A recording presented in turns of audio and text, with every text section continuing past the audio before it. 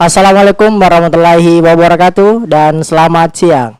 Kembali lagi di Podstub, podcast YouTube Duta Pelajar Kota Makassar.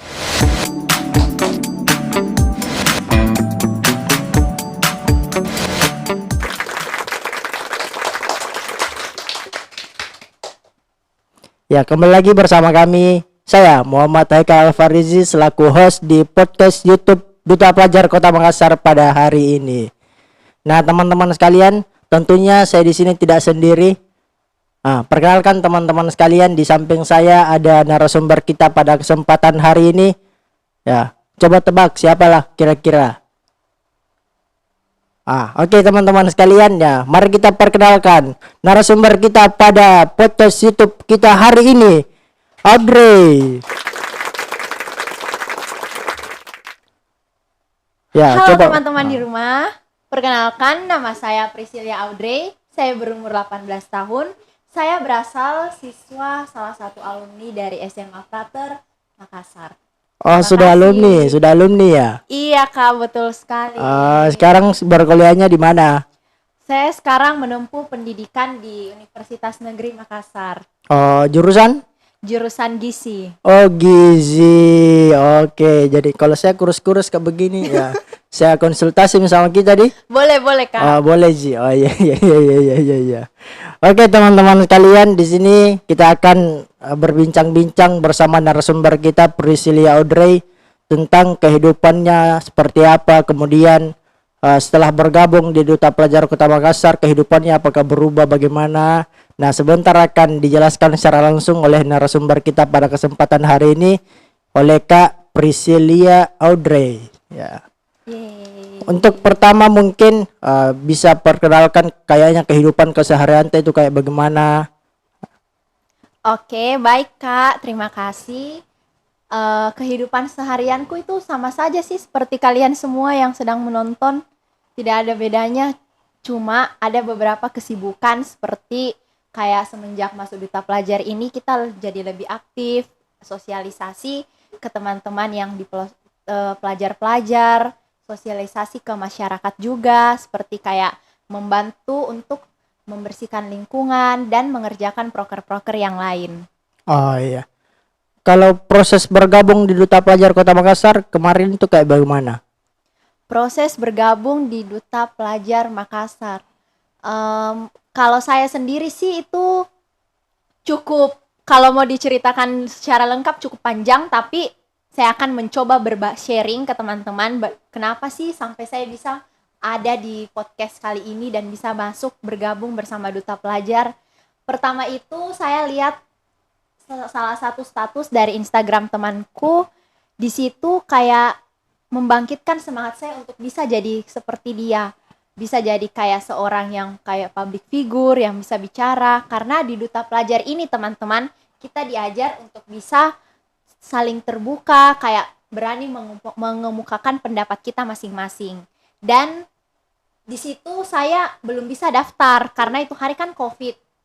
Nah, di situ saya kayak tahan-tahan dulu karena kalau COVID itu apapun susah begitu, harus bikin video dari rumah, itu kayak ndak, menurutku belum pas deh momennya. Jadi pas pada tahun 2022 akhir, dan disitulah saya mulai lihat lagi ada pendaftaran di Duta Pelajar Makassar, dan tanpa berpikir panjang saya ikut deh.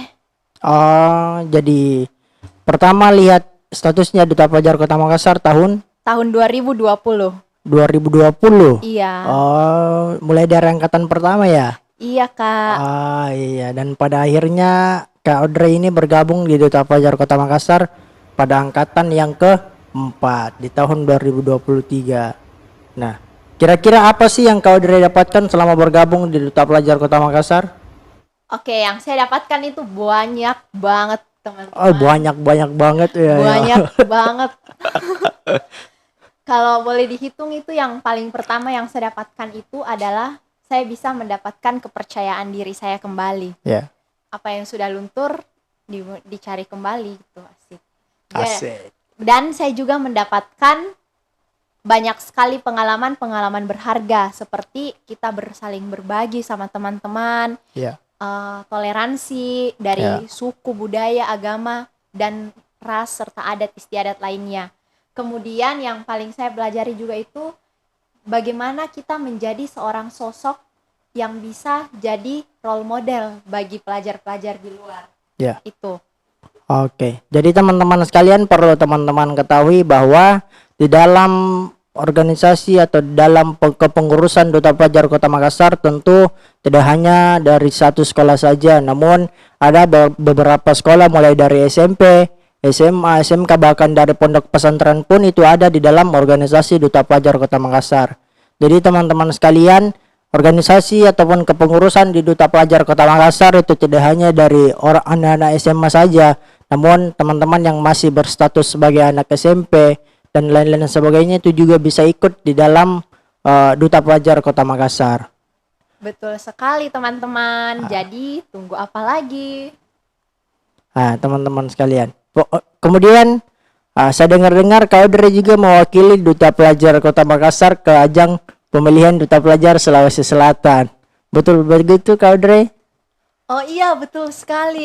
Karena iya. kalau sudah di tingkat kota, nanti kita akan diutus ke tingkat provinsi lagi, teman-teman. Betul sekali. Jadi teman-teman sekalian, ada beberapa orang, bukan hanya Kak Audrey yang ikut mewakili Kota Makassar di ajang pemilihan Duta Pelajar tingkat provinsi di Sulawesi Selatan.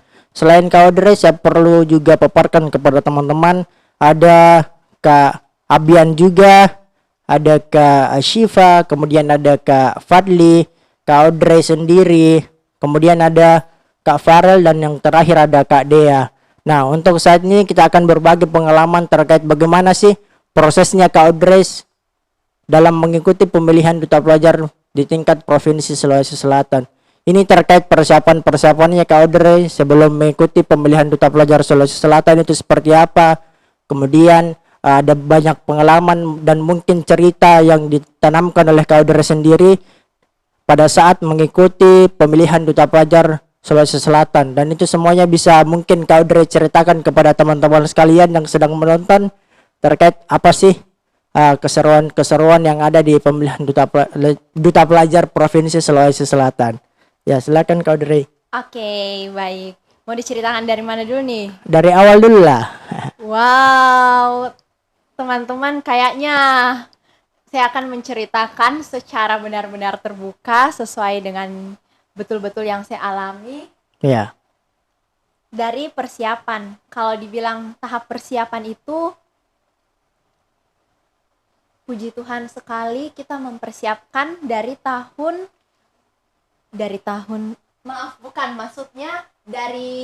kan pemilihannya Juli, dari bulan Mei. Dari bulan Mei akhir kita sudah berembuk, bikin grup, terus latihan, biarpun kita dalam kesibukan masing-masing seperti teman-temanku sekolah, masih ujian, tapi kita meluangkan waktu kita untuk latihan, dan itu betul-betul saya rasakan sekali bagaimana capeknya teman-teman. Kayak Ya, lanjut. Kayak tahu tidak teman-teman, kayak seperti mau mempersiapkan ujian untuk masuk perguruan tinggi. Iya. Iya, betul-betul belajar, review materi lagi, terus kalau ditanyakan ini, pokoknya kita mempersiapkan secara matang sekali, karena salah satunya kita tidak mau bikin malu kota kita dong, kita kan bawa ke tingkat provinsi, pastinya juga kita akan menunjukkan kualitas dan kuantitas kita. Betul. Nah, kita itu biasa sampai pulang malam, tapi tidak malam sekali juga, tapi maksudnya ada rasa capeknya itu betul-betul terasa teman-teman. Pada saat kita sudah mulai karantina, kita itu kayak menginap sama-sama, berangkat sama-sama dari satu tempat ke tempat karantina, itu betul-betul berasa sekali kekeluargaannya kita. Sampai kita sedekat ini, itu mungkin kalau ndak ikut Dupel Sulsel itu kayak mungkin saya ndak bisa sedekat sama teman-teman yang lain juga, karena di situ nih kita lihat bagaimana saling terbuka, terus kayak saling percaya juga satu sama lain.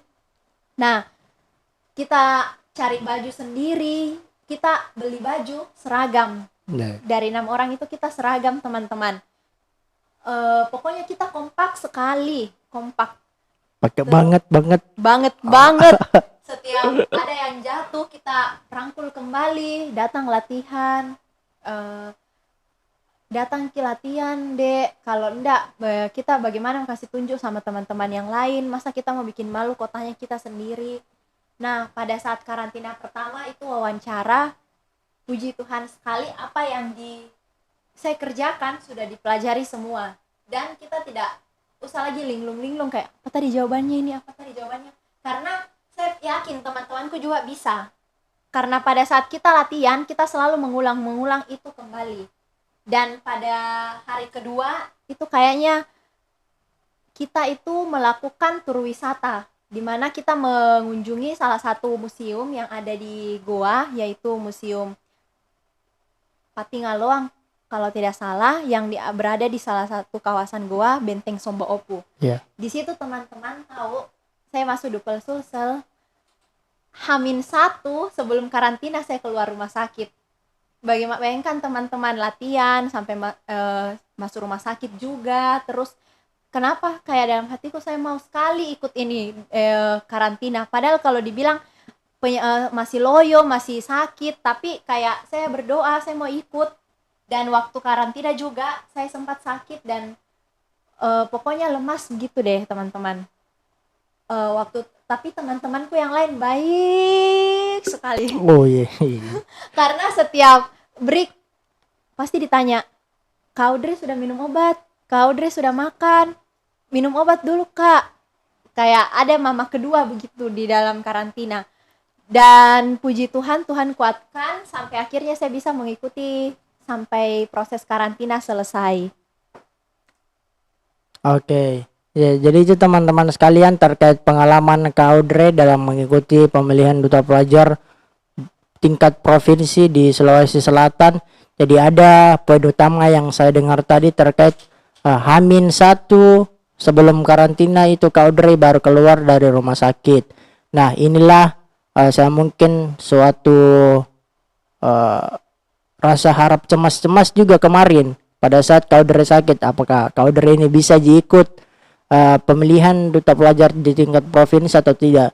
Tapi karena alhamdulillah berkat Allah juga, berkat Tuhan yang Maha Esa, Kak Audrey dikuatkan hingga sampai pada titik akhir dalam pemilihan di tingkat provinsi di Sulawesi Selatan. Jadi itulah kegigihan dan kesungguhan dari Kak Audrey dalam mengikuti pemilihan duta pelajar di tingkat provinsi Sulawesi Selatan. Kemudian yang ketiga Kak Audrey, nah berhubung pemilihan duta pelajar Kota Makassar tahun 2024 ini pendaftarannya sudah mau dibuka, kira-kira apa sih yang teman-teman di luar sana harus lakukan sebelum bergabung di duta pelajar Kota Makassar? Nah, teman-teman yang ingin bergabung di pemilihan duta pelajar tahun depan, kalian itu perlu mempersiapkan skill-skill kalian. Bakat-bakat kalian, jangan sampai kalian menutup diri. Karena mungkin dari bakat kalian itu sendiri orang lain tidak punya. Sehingga mungkin kalian bisa menjadi bintang di Duta Pelajar Duta Pelajar Kota Makassar 2024 nanti. Yeah. Pokoknya itu saja teman-teman, kita harus berani. Karena ingat Coach Audrey ya. Iya. 2023. Segala keberhasilan itu dapat dimulai ketika kita punya keberanian. Ya. Oke. Tadi itu ada quotes yang mungkin teman-teman bisa resapi dalam-dalam terkait yang disampaikan oleh Kak Audrey. Nah, kemudian kira-kira apa sih yang Kak Audrey dapatkan selama bergabung di Duta Pelajar Kota Makassar? Yang saya dapatkan selama bergabung di Duta Pelajar Kota Makassar itu, saya bisa menjadi sedikit dewasa, karena kan saya paling kayak kan begitu, teman-temanku masih masih sekolah, masih SMA, jadi semua panggil kak. Jadi saya bisa berbagi kayak bagaimana jadi kakak yang baik juga. Dan terus juga saya itu kalau contoh hal kecil saja, mulai dari cara makan. Cara makan itu kita diajar seorang duta kalau makan itu jangan memperlihatkan kayak dalam kehidupan sehari-hari, harus memperlihatkan kamu itu seorang duta. Jadi makannya juga itu harus kayak jadi contoh lah bagi teman-teman yang ada di sekitar. Cara bicara, cara attitude yang baik, itu teman-teman. Oke. Jadi itu tadi privilege asik yang didapatkan oleh Kak Audrey selama bergabung di Duta Pelajar Kota Makassar. Oke, kemudian yang saya mau tanyakan lagi ke Kak Audrey, kira-kira seseru apa sih di Duta Pelajar Kota Makassar itu? Kalau mau dibilang seru banget teman-teman, seru. Kayak kalau empat jempol kaki juga. Iya, iya, iya. Seru banget karena saya bisa ketemu sama teman-teman yang sefrekuensi, yang prik-priknya itu kayak hampir beda-beda tipis lah. Terus saya juga bisa mendapatkan banyak sekali wawasan tentang kehidupan-kehidupan di luar. Jadi kita itu harus memang pintar, tapi bukan hanya pintar dalam soal pelajaran juga. Kita itu harus mempunyai behavior namanya. Artinya kepedulian terhadap sosial. Kita harus tahu bagaimana dunia luar itu, budaya-budaya kita, terutama budaya dari kota kita sendiri, Kota Makassar. Ya, jadi itulah tadi keseruan yang Kak Audrey dapatkan selama bergabung di Duta Pelajar Kota Makassar. Nah, kira-kira sebelum kita tutup nih, adakah kata penutup untuk teman-teman di luar sana yang menonton? Oke, kata-kata penutup saya itu, kita itu harus menjadi salah satu pelajar yang memanfaatkan waktu kita di saat muda itu sebaik mungkin. Ya. Karena masa muda itu tidak akan terulang kembali, teman-teman. Jadi, saya ini mau ikut Duta Pelajar karena saya mempunyai impian. Pokoknya kalau saya muda, saya harus bisa ceritakan sama anak-anakku bahwa mama itu pernah jadi begini, pernah jadi menang ini, kayak harus ada suatu kebanggaan dalam diri saya untuk saya bisa ceritakan kepada generasi saya nanti. Jadi saya tidak mau sia-siakan waktu muda saya. Dan quotes yang akan saya sampaikan ke teman-teman kalian semua, kita itu jangan membuang-buang waktu, teman-teman, karena waktu tidak pernah memanggil kita untuk kembali. Oke, tepuk tangan dulu. Nah, jadi inilah podcast YouTube kita di edisi kita pada hari ini. Terima kasih saya ucapkan ke Kak Audrey yang telah menyempatkan waktunya untuk hadir pada podcast kita pada kesempatan hari ini. Dan untuk teman-teman yang di luar sana yang mungkin mau bergabung di Duta Pelajar Kota Makassar, jadi saya spill ya. Jadi pemilihan Duta Pelajar Kota Makassar tahun 2024 itu sudah akan dibuka pendaftarannya. Jadi untuk teman-teman sekalian yang mau mendaftar, silakan pantengin terus Instagram dari @dutapelajar Kota Makassar. Jadi semua teman-teman ada informasi-informasi penting yang akan disampaikan di Instagram Duta Pelajar Kota Makassar.